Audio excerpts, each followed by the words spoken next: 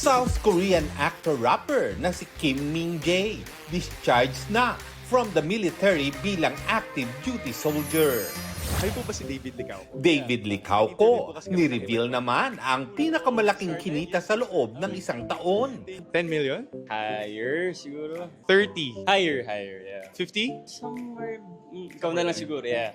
Somewhere there. Paglilinaw ng pambansang Ginoo, mula yan sa pinagsamang kita niya mula sa mga negosyo at pag-aartista. Reckless ako when it comes to investing. I think I'm in a stage of my life where calculated risk.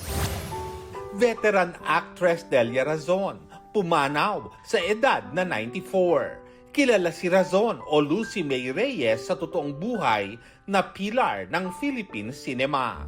Ilan sa kanyang mga pinagbidahang pelikula, ang Rodrigo de Villa at Mutya ng Pasig. Lars Santiago nagbabalita para sa GMA Integrated News.